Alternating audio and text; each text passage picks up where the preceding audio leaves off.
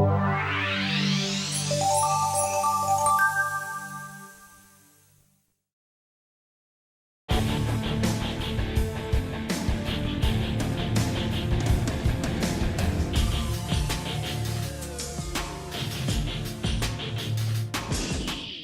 Harry Markopolos, author of No One Would Listen. My book is a true detective story about my team and I as we tracked Madoff across 2 different continents, 8.5 years, dozens of feeder funds, and it was nothing but an organized crime story at its heart. Madoff was an organized crime boss.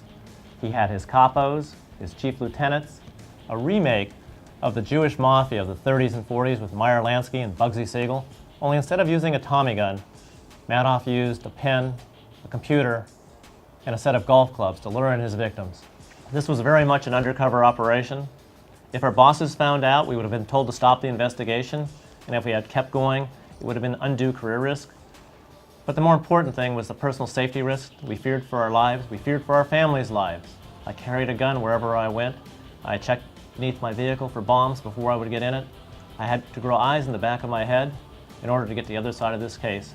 Each time I went to the government, I took on increasing risks. I couldn't afford to let them know that I had a team in the field.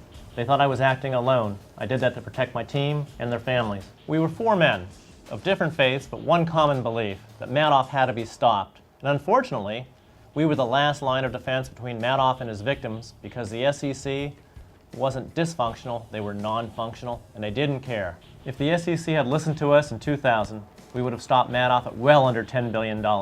That he got to $65 billion is a tragedy of epic proportion. We found ourselves up against a small army, and that army kept increasing in size. At the end, Madoff had over 339 different fund of funds feeding him new victims. Over 59 different management companies were involved in over 40 nations. In 2005, the SEC finally listened, and they opened an investigation. But their investigation was off course on day 1, and I immediately feared for my life. It reads like fiction, but it's a true story. It really happened to us, to the victims, and to our nation, and it's a permanent stain.